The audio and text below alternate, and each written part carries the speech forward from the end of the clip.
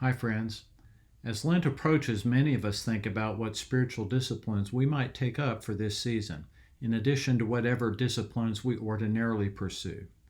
This is a sample of some short video devotionals based in the Gospel of Mark, which I would invite you to consider for Lent. Each one is 4 or 5 minutes long and could be used with a morning or evening prayer time to provide you with a daily reflection on the Savior who goes to the cross. Immediately following this word of introduction is day 1 of the series. That will give you a sample of what they're like. If you think it could be helpful, just hit the red subscription link at the top right of my YouTube channel. The subscription doesn't cost anything. I guess in one sense, you could say the videos are priceless. Once you're subscribed, when Ash Wednesday comes, a new devotional should come your way each day. And if you think it might be helpful to someone you know, send him or her the link for this Lenten devotional intro. Here's day 1. Check it out, and may God richly bless you during this Lenten season. Welcome to this Lenten devotional series based on Mark's Gospel. For day 1, Ash Wednesday, we'll read Mark 8:31-33. Then he began to teach them that the Son of Man must undergo great suffering and be rejected by the elders, the chief priests, and the scribes, and be killed, and after 3 days rise again. He said all this quite openly, and Peter took him aside and began to rebuke him. But turning and looking at his disciples, he rebuked Peter and said, "Get behind me, Satan. For you are setting your mind not on divine things, but on human things." This is the word of the Lord. Thanks be to God. Talk about whiplash. Look at what had just been happening. Jesus healed a deaf and mute man, and the disciples saw the look on the man's face when he first heard and spoke. Then Jesus fed a whole multitude with a few fish and loaves. Then he once again put the Pharisees in their place. And then he healed blind Bartimaeus. This sort of thing happened all the time with Jesus, and it was thrilling.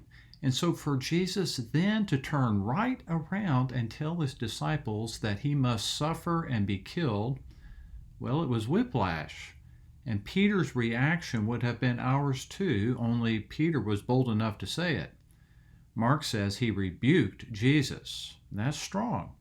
And so was Jesus' response. "Get out of my way." Not Peter, but "Get out of my way, Satan." Now that's really strong.